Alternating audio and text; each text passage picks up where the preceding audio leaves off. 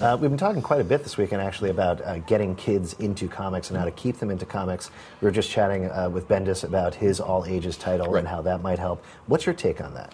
You know, it's a very weird paradox because we could produce comics for kids. But it doesn't mean that those comics get into the hands of kids, and it doesn't mean that they're necessarily selling in the direct market store.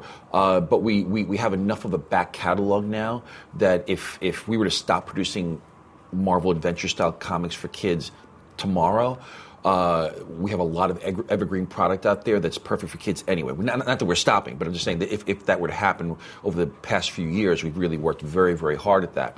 One of the things that now being involved with a bigger company like Disney and doing a lot of market research and demographic research, one of the things that we discover is that the best way to really introduce kids and the way that kids are getting introduced to superhero characters and characters in our genre is first through animation. The very youngest kids get introduced to our stuff through animation. Then they graduate as they get a little bit older to comic books. So while I believe that something that the comics geared for little kids is a great way to go.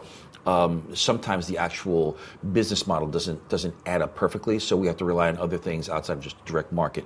There are bookstore initiatives and things like that. But kids are smart and they get into this stuff any which way they can if they want to get into it. But animation is a real key, and I think that's why you're seeing such a huge focus from us in developing a Marvel animation studio as we move forward. We started with Superhero Squad. We started small, Superhero Squad, Avengers, which may seem gigantic, but it still started from a small idea and a small group of us getting together to do these shows. Now we're branching out, and Ultimate Spider-Man is going to be the first real show where we started to come up with a great strategy of what we want Marvel animation to be as a group moving forward. And I think just the analysis of Paul Dini being involved and Men of Action being involved and Brian Bendis being involved signifies a look forward towards that.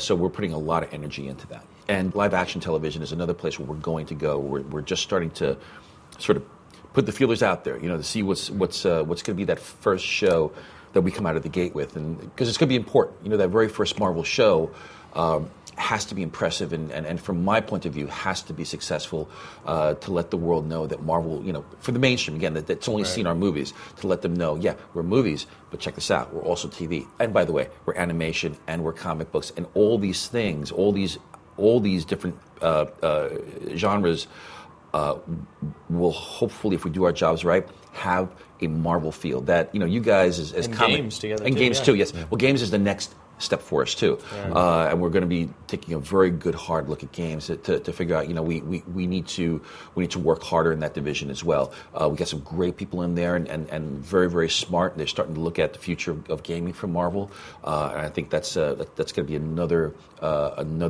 place of conquest for us that we're looking at. Yeah.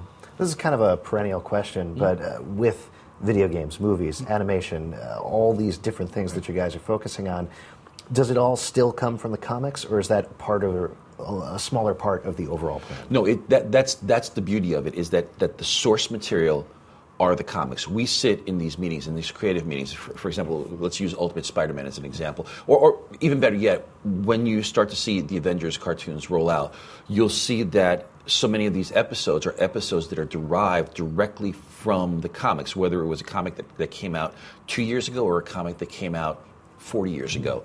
You're going to say, oh, I remember that, and I remember that, and then we try to intertwine them into an animated universe that isn't a direct lift from the comics, but you'll see the touchstones there. As the show moves on, the fun part for me is that you're going to see characters and storylines that have happened within the last 5 years, or that appeared for the first time within the last 5 to 10 years. And that's kind of cool when you see those characters and go, oh, okay, we're touching on modern times, not just on classic George Perez Avengers. We're touching on everything.